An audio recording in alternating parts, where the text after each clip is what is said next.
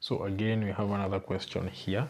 This guy is asking between a Taro 250cc and a Cyclone maybe 250cc. I think there are two versions. There's the 200 and the 250. Which is the best? Now, this is a very vague question otherwise, because these are very two different bike categories. One is more sportish, the other one is more of an adventure bike. And now if you don't have the details about that, then it will be very difficult for us to recommend a bike. Do you like sportish bike?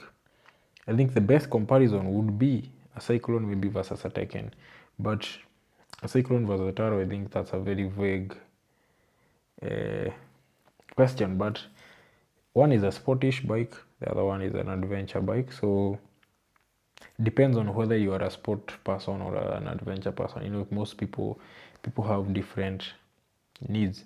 The other thing is that what do you want to do with the bike? I think that can give us some clue of what you would want to do with this bike, so that we can recommend. Because if you want a bike to commute, maybe you want a comfortable bike, Taro is not comfortable, Cyclone is comfortable.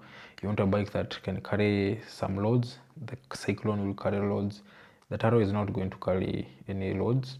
If you are a family person, you need to buy mangoes, oranges, and then carry them as you go. As you know, the Cyclone has the top boxes. This one does not have the top boxes.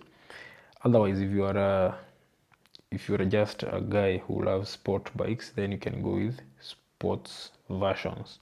You know, and what are the goals in the future? Maybe in the future you want to ride something like a Yamaha R6. Then don't buy the Cyclone, because the Taro will teach you more about sport bikes than the Cyclone will. So that's why sometimes you find that these big companies have incremental bikes.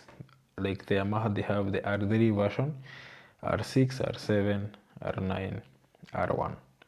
So they do this intentionally. The bikes are basically the same, but with different engines, so that it can be easier for you to switch from bike A to B to C to D. Otherwise, why would you buy a Cyclone and later on you want a sport bike? So you'd rather buy the Taro, so that at least your back, you know that when riding the Taro for long distances, your back is going to ache. So something to note. So at least tell us what you want to do with the bike. Even the age also will determine what kind of a bike you want. If you're a family person, why get the Taro? I think just be very awkward for you. You just need a comfortable bike. Maybe you want to do long distance rides. Why would you buy a Taro? I think these are some of the details you need to understand before even you ask for a recommendation. But either way, it depends on what you want to do with the bike. So also you need to ask yourself, where will I be riding this bike? Is it off-road? Is it on-road? Mostly doesn't matter, because an adventure bike can also do tarmac roads easily. There's no issue. But a Taro will struggle in off-road conditions, very much struggle. Areas where there is no tarmac and it rains, the Taro even cannot, you will not be able to ride that bike. Very smooth, it will skid all over. So you need to ask these questions for you to get the best recommendation.